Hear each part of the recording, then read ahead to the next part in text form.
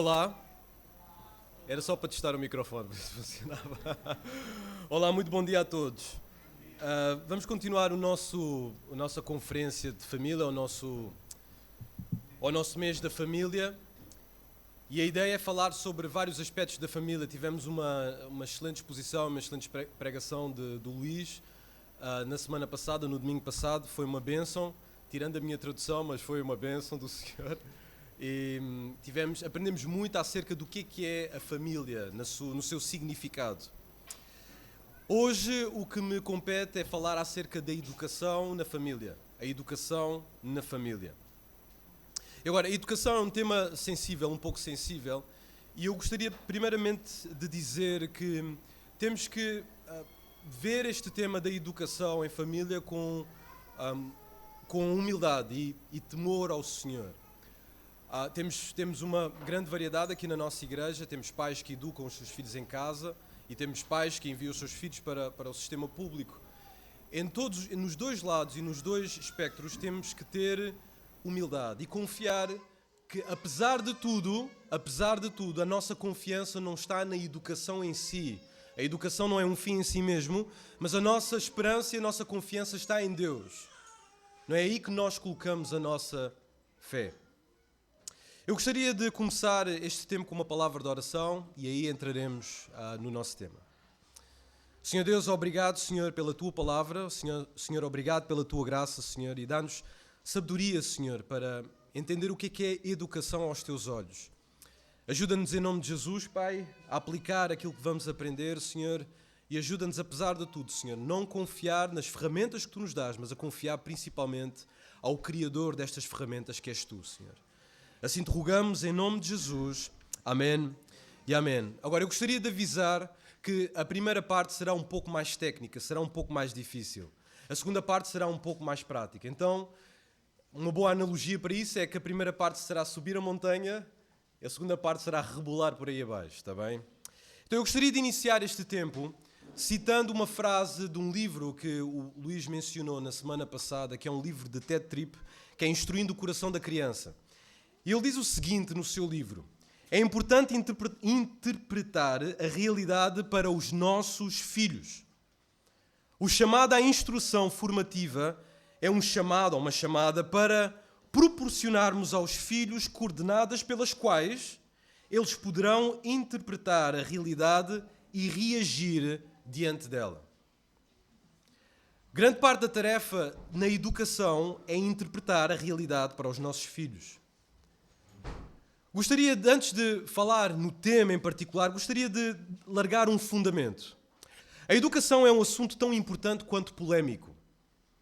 Não é só uma inquietação para os pais, para os progenitores, mas também é uma inquietação para os governos.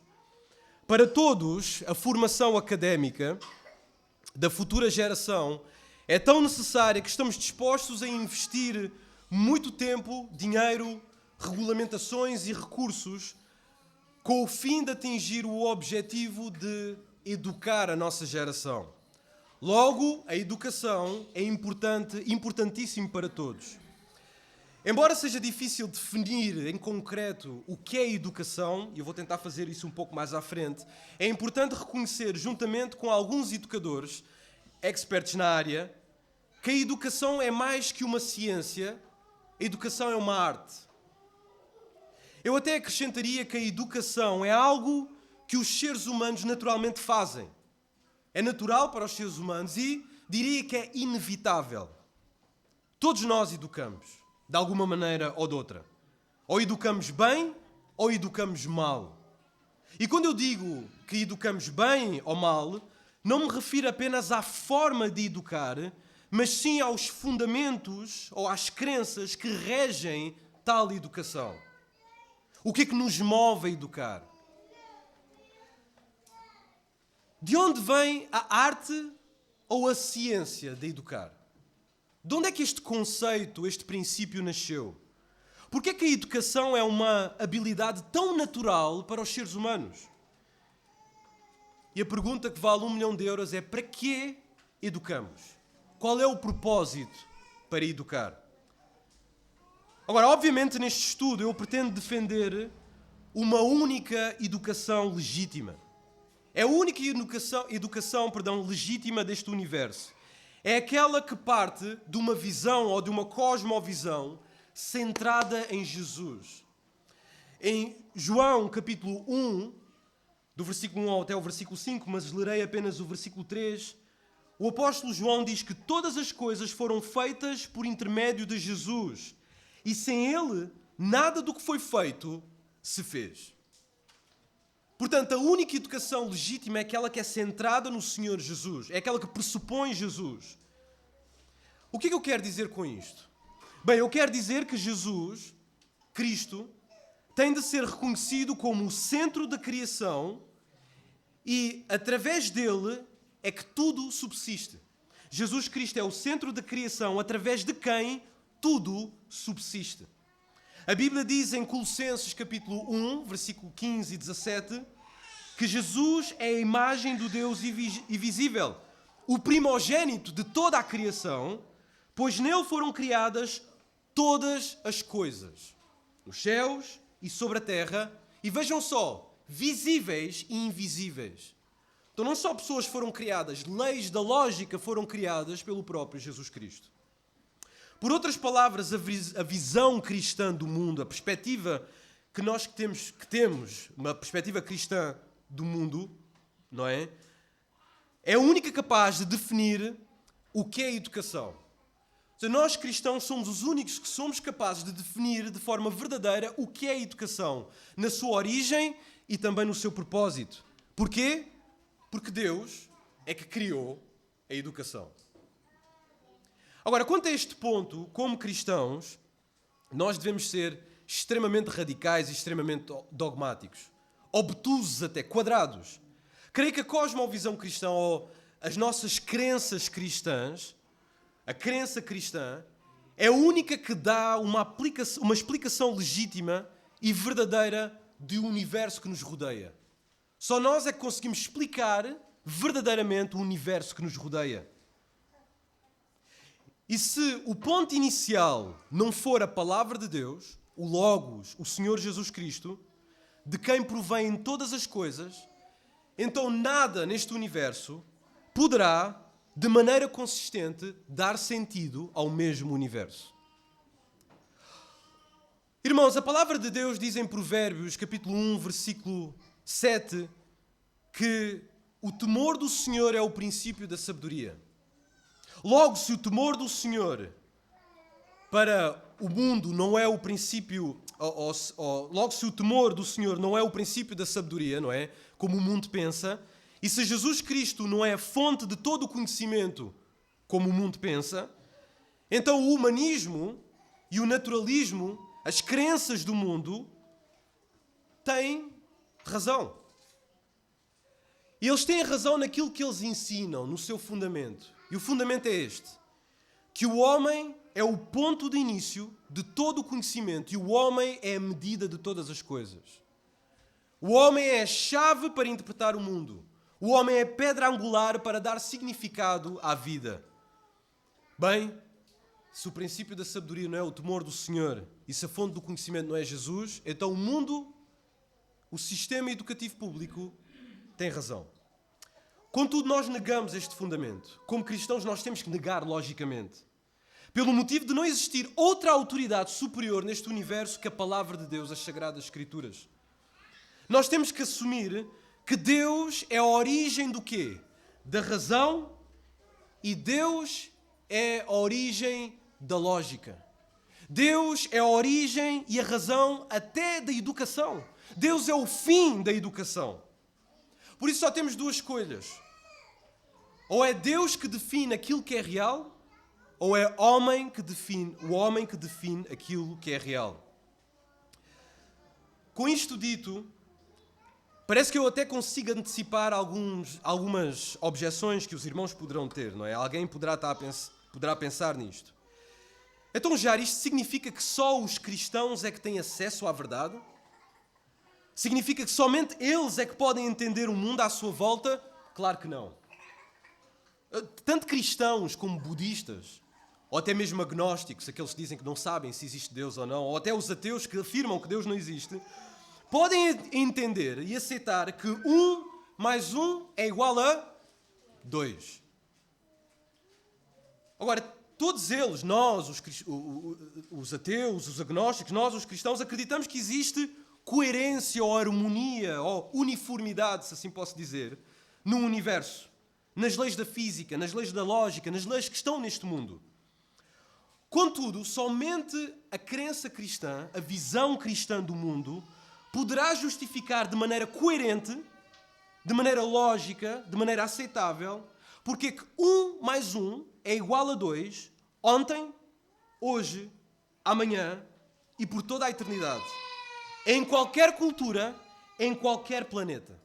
Só a visão cristã é que pode justificar isso.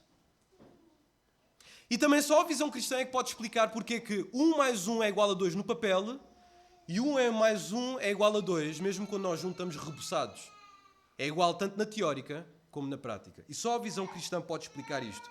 Por isso chegamos a uma bifurcação, se assim posso dizer. Usando uma pergunta que é colocada por um antigo católico que já faleceu do século XVIII, ele escreveu acerca da educação secular. Ele colocou estas perguntas que eu achei interessante. Ele perguntou o seguinte: quem deveria controlar a educação? Acho que é uma boa pergunta. Quem deveria controlar a educação? E qual é a educação apropriada? Toda a educação baseia-se em alguma crença, num credo. Portanto, só existem duas opções neste mundo. Ou o Estado secular, ou a Bíblia. Ou o humanismo, ou o cristianismo. Ou o credo ou a crença da psicologia moderna, ou o credo dos apóstolos. Se Cristo é o nosso Senhor, então busquemos o credo da sua palavra. Eu gostaria de dar os propósitos deste estudo, está bem? Não se assustem, esta foi apenas a introdução, mas eu gostaria de dar alguns propósitos pelos quais eu fiz este estudo. O primeiro é, e podemos passar para o próximo slide, é convencer os pais de que eles são os mestres dos seus filhos. Os pais são os mestres dos seus filhos, número 1. Número 2, gostaria de certa forma de espicaçar os pais que têm a possibilidade e as condições a retirar os seus filhos do sistema público secular ou da escola pública. Terceiro, gostaria de persuadir os pais cristãos que na vida a neutralidade é um mito. Explicarei isso um pouco mais à frente. E é um mito especialmente na educação. Quarto, saber que a educação cristã não apela somente a uma parte da criança, a uma parte do seu caráter, a uma parte da sua vida, mas a educação cristã apela à formação integral do indivíduo, total. Número 5 e último. Temos de reconhecer, este é o meu propósito, reconhecer que uma declaração que nos foi dada e que nós temos nas nossas mãos, está aqui, temos uma declaração de responsabilidades humanas. E esta é a Bíblia. E neste caso em particular que vamos estudar é o livro de Provérbios. Este é o nosso manual de formação para a cidadania. É a palavra de Deus. Vamos responder à primeira pergunta. O que é educação? O que é educação? Agora, educação é um termo um bocado difícil de definir, é um conceito. Contudo, eu gostaria de dar algumas definições de alguns educadores experientes. O primeiro é o Filipe Fontes. Acho que tem um livro na Fiel e ele é um educador profissional. Ele diz que a educação é o processo pelo qual nos tornamos seres humanos maduros, onde as potencialidades humanas são afloradas ou desenvolvidas. A educação pode ser um processo formal, não é? Ou informal. No que se refere à informalidade, tudo tem um impacto pedagógico. Ou seja, nós estamos em casa, nós ouvimos uma música, estamos uma conversa com os nossos filhos, levamos ao parque, vamos ao fórum. Tudo é educação. Está a acontecer uma dinâmica pedagógica. Por outro lado, a educação formal é levada a cabo por certas instituições desenhadas para tal fim. Relativamente à educação cristã, e é o que nós queremos, esta funciona com pressupostos da revelação bíblica. O que é que isto significa? Funciona com as crenças da palavra de Deus. É assim que funciona a educação cristã. Outro educador profissional, Solano Portelli, tinha um livro dele à venda, que é da editora Fiel. Ele diz que a educação não é somente transmissão de conhecimento. E muitas vezes caímos só nesta tentação, não é? Eu transmito conhecimento, eu estou a educar. Mas a educação não é somente isso, ela contempla também a internalização, o absorver o que é transmitido. Interessante que no hebraico, no Antigo Testamento, a palavra ensinar e aprender são designadas com uma mesma palavra no original. Portanto, gostaria também de adicionar um ponto que estes autores não mencionam e que eu acho que também é importante. A meu ver, a educação é mais compreendida se assimilarmos o que é um ser humano e a razão da sua existência. Agora, isto é muito importante.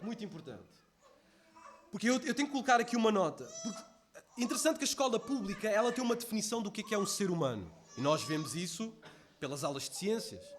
Vemos a origem do ser humano, define aquilo que ele é. E isto vai afetar poderosamente a educação. Por isso é que eu digo que este ponto é importante. Aquilo que nós entendemos como um ser humano vai definir a educação que nós damos e a forma como ele pode ser educado. Então, visto que educar é algo que nós, como seres humanos, só nós fazemos, então a definição de educação está na razão pela qual ela existe. Está a acontecer educação aqui, percebem? Está a acontecer educação aqui. Não faz mal, não há problema. É bom. Ouvi um pastor, é uma nota, não é? Ouvi um pastor muito velhinho que dizia que se entrarmos numa igreja onde crianças não choram, essa igreja está morta. E se calhar tinha razão. Então, a educação é mais compreendida se assimilarmos o que é um ser humano e a razão da sua existência.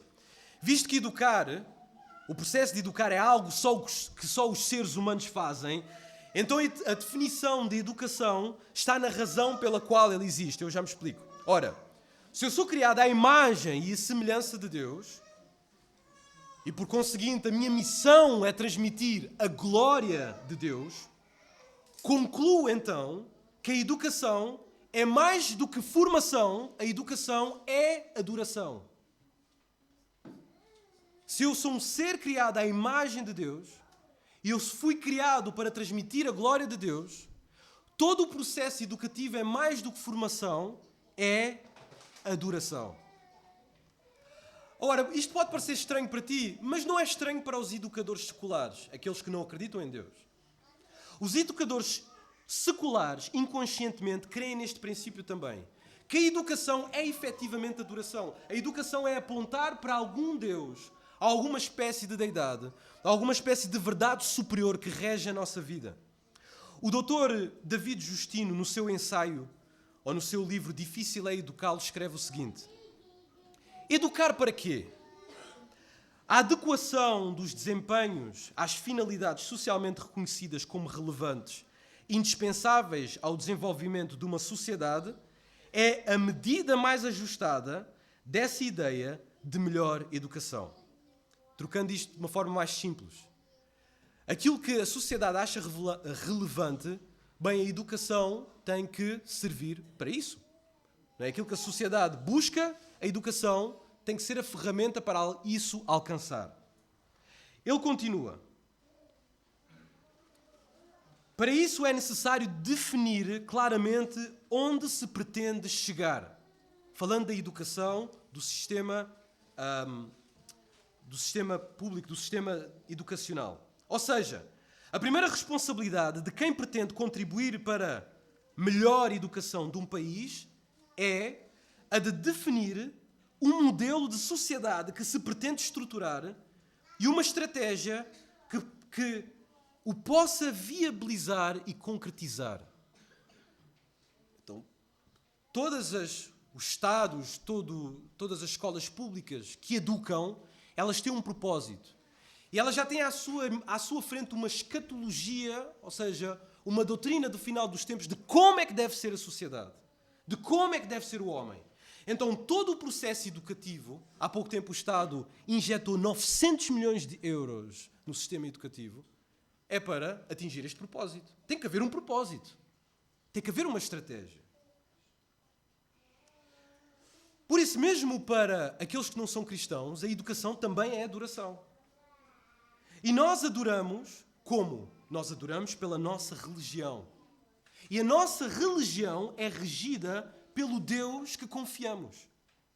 Portanto, a questão seria, no final, qual é o Deus que adoramos? Que vai definir o processo educativo.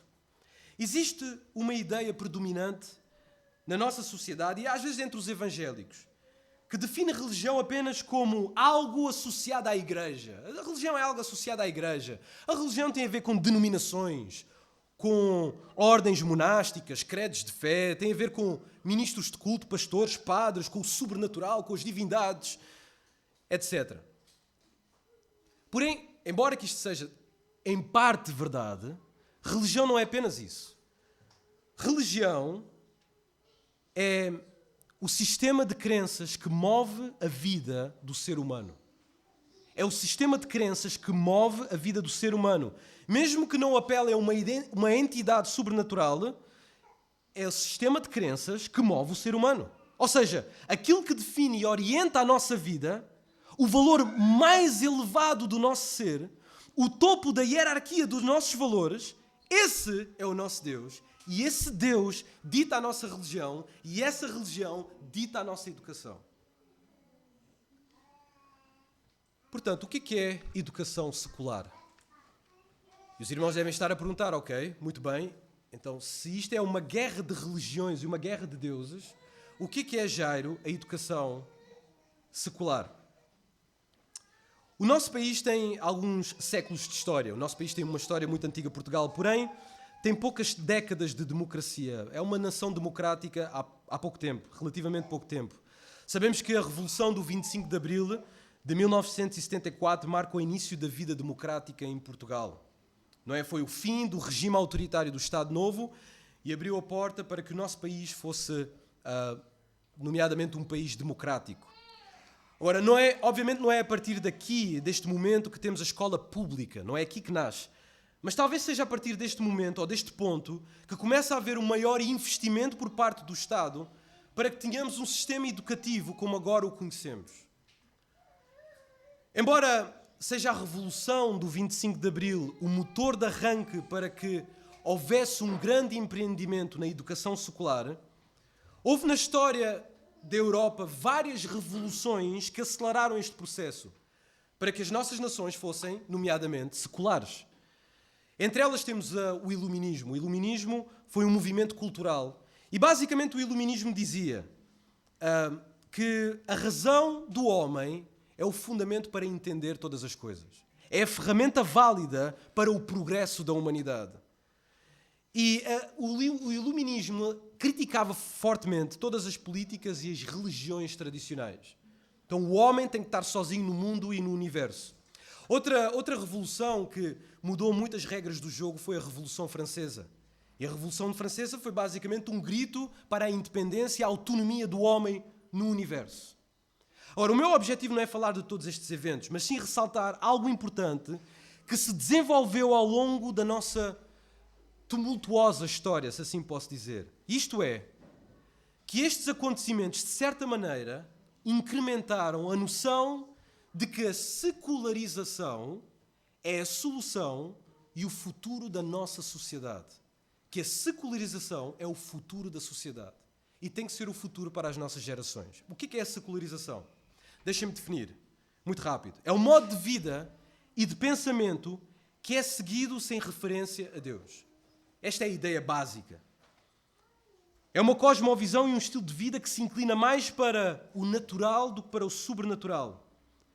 O humanismo secular glorifica a criatura e rejeita o Criador. Como tal, constitui-se um rival para o cristianismo.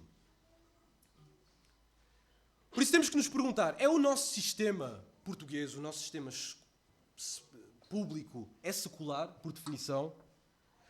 A lei de base do sistema educativo do nosso país diz o seguinte: O Estado não pode atribuir-se o direito de programar a educação e a cultura segundo quaisquer diretrizes filosóficas, estéticas, políticas, ideológicas ou religiosas. O ensino público não será confessional. A educação promove o desenvolvimento do espírito democrático, pluralista, respeitador dos outros e das suas ideias, aberta ao diálogo e à livre troca de opiniões, formando cidadãos capazes de julgarem com um espírito crítico e criativo o meio social em que se integram e de se empenharem na sua transformação progressista. O sistema educativo organiza-se de forma a contribuir para a realização do educando através do pleno desenvolvimento da personalidade, formação do caráter e da cidadania e assegurar a formação cívica e moral dos jovens. Então, se nós pensarmos que a escola, quando nós enviamos os nossos filhos para a escola pública ou para algum sistema público, que eles só vão transmitir informação de forma neutra, é mentira. Porque a lei de bases diz que o objetivo é formar na integridade, ou formar integralmente o ser humano, o jovem, a pessoa. É dar-lhe convicções e fundamentos e crenças. É simplesmente criar alguém à imagem de outrem que não é Deus. Então isto é muito importante entender. Então aqui vemos que o Estado define claramente o seu programa e o seu credo.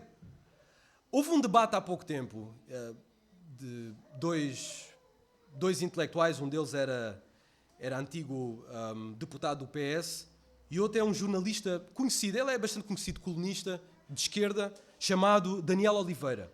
E ele neste debate falavam acerca da educação e era um debate na SIC.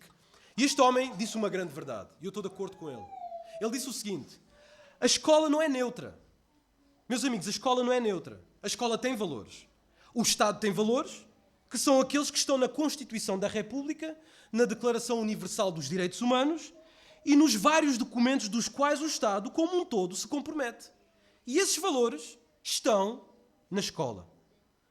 Portanto, o ponto tem que ser claro para nós como cristãos. O Estado tem os seus valores, tem os seus pressupostos, tem os seus dogmas, tem a sua confissão e, sem sombra de dúvida, tem a sua narrativa e a sua prática. O Estado não é neutro quando usa a ferramenta do sistema educativo. E não é neutro em quê? O Estado não é neutro na questão de se os pais devem ser os educadores ou os responsáveis máximos dos filhos. O Estado não é neutro quanto a isso. Ele tem definido quem é que é o educador máximo. O Estado não é neutro quanto às implicações de tu queres realmente viver um cristianismo bíblico, acreditando mesmo na Bíblia a sério. O Estado não é neutro o Estado não é neutro quanto ao assunto ou ao debate do criacionismo e evolucionismo. O Estado tem a sua posição. O Estado também não é neutro quanto às questões de género e sexualidade. O Estado não é neutro quanto à questão do aborto e veremos futuramente que o Estado não é de forma nenhuma neutro quanto à questão da eutanásia. Portanto, o Estado não é neutro. E como é que ele vai formar a próxima geração? Bom, ele tem que investir de algum lado. Bem, infelizmente a cultura cristã crê ainda que existe neutralidade e que o Estado é neutro. Mas o Estado, meus irmãos, não é neutro. E o Estado, também como nós, interpreta factos. O Estado, a cultura secular, a cultura dos nossos tempos, não é neutra. Não é que eles estão a dizer, para que haja liberdade para todos, cada um dê a sua opinião. Não, o Estado não pode. É insustentável uma cosmovisão que seja neutra. Não faz sentido. Então adotemos todos o relativismo. Ora, dito isto, será que o sistema secular é o intermédio parcial entre a nossa fé e a nossa liberdade? Meus irmãos, eu não creio. Inevitavelmente, alguém vai ter que puxar para um lado. E o que ganha é aquele que tem mais força. Já adiantei muito no tempo, mas eu gostaria só de mencionar algumas coisas, porque eu também perdi-me aqui no tempo. Qual é o propósito do sistema educativo nas sociedades contemporâneas? Dizer muito rápido, está bem? As sociedades contemporâneas, fascinadas pela ideia de progresso e orientadas pelos novos valores da modernidade, desde muito cedo compreenderam que era indispensável criar um sistema de ensino capaz de formar e capacitar as novas gerações. Essa era a ideia. Formar cidadãos, torná-los conhecedores e capazes de exercer de forma responsável os seus direitos e deveres. Foi a primeira necessidade dos regimes liberais do século XIX. Então o Estado, de certa forma, começou a criar um sistema educacional, mesmo depois da queda do antigo regime, um sistema que pudesse subverter os princípios tradicionais de outrora, religiosos, políticos. Então, esta citação que acabei de mencionar foi tirada de um livro, mostra claramente o propósito do governo português para a educação. O fim é claro, meus irmãos, a formação de um todo do indivíduo. Usando termos mais religiosos e o que os governos querem fazer, não só o português, querem educar os indivíduos para que sejam à imagem e semelhança do Estado. No contexto português, a partir do século XIX, o desenvolvimento da rede pública das escolas não tinha apenas o simples propósito de satisfazer as necessidades de ensinar a ler e a escrever. Os líderes políticos no século XIX queriam mais. Não basta só ensinar a ler e a escrever. O que é que eles queriam? Dr. David escreve no seu livro: mais do que formar cidadãos livres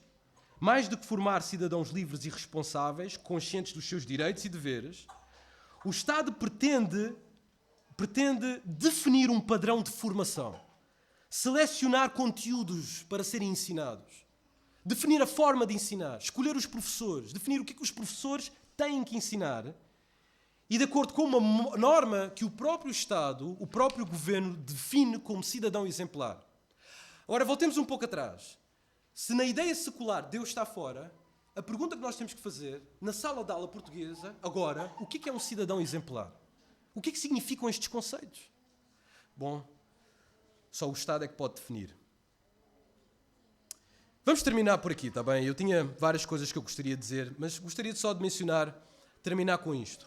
Houve um debate há uns anos atrás, há pouco tempo, e o tema era a escola pública e a educação em Portugal. A escola pública e a educação em Portugal, presente e futuro. E foi interessante, uma das palestrantes do painel foi questionada com o seguinte: fizeram-lhe esta pergunta: qual é o papel que a escola pública deve ter? Qual é o papel? E esta educadora respondeu o seguinte: creio que a escola pública deve ser um espaço de conhecimento, e outra vez esta palavra, da formação de cultura integral do indivíduo. Nós podemos não ligar a isto, mas isto é uma expressão forte. Estou a dizer, temos que formatar este indivíduo para uma forma de pensamento, de formação de cultura integral do indivíduo. Por isso, a escola pública tem que ser mais do que um instituto de emprego e formação profissional. Ora, meus irmãos, isto aqui é a aculturação providenciada pelo sistema público. Então, qual é que deve ser a solução para a nossa geração cristã? Que tipo de educação deve formar integralmente os nossos filhos? Será que queremos formar uma geração sem absolutos? Uma geração que vive na neutralidade? Que crê que a verdade é subjetiva? É necessário uma educação que instrui o caráter das crianças conforme a lei de Deus. E termino com as palavras de Ted Tripp: na ausência de uma instrução bíblica, os instrutores da formação secular assumem o controle. Senhor Deus, ajuda-nos, Senhor, pela Tua graça, a identificar o mal e a fugir dele. E ajuda-nos, Pai, a fazer tudo aquilo que nós podemos, como igreja, como Teu povo, e com os recursos que Tu nos tens dado, confiando em Ti, Senhor, para que possamos fazer a Tua vontade na educação cristã que queremos dar a nós mesmos e às crianças que Tu nos deste. Em nome de Jesus. Amém.